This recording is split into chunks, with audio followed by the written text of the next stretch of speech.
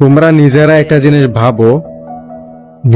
জিনিস ভাবো যে আমি আমি যদি 6 নাম্বার প্লেয়ার বা 5 নাম্বার প্লেয়ার হই বা ছিলাম বা থাকি, সে জায়গায় রাধে যদি না খেলে তাহলে সেক্ষেত্রে আমি হয়ে যাই 5 নাম্বার প্লেয়ার, বা ধরলাম আমি 6 নাম্বারের প্লেয়ার, রাধে বাহিরে, রাধে খেলতেছে না।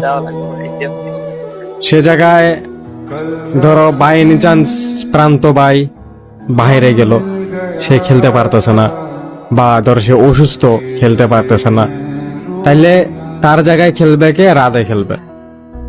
আর ধরো রাধে যদি না খেলে খেলবে কে? আমি, তাই না?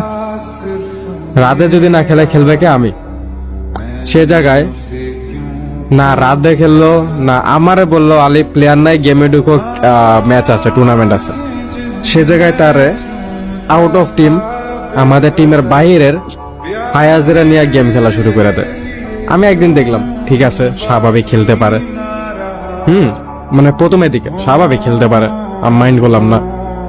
দ্বিতীয় নাম্বার দিন, তৃতীয় নাম্বার দিন, যখনই তাদের প্লেয়ারের অভাব পড়ে, তখন এক্সট্রা প্লেয়ার হিসেবে যাওয়ার কথা আমার। তাদের কথা অনুযায়ী আমি যদি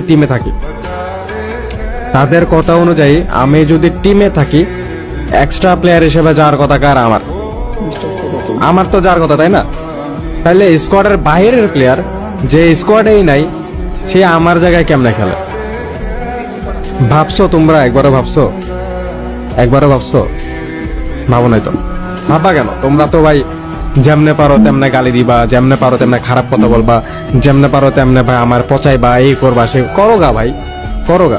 তুমি এড করতেছো, সাপোর্ট করা মানুষ আছে।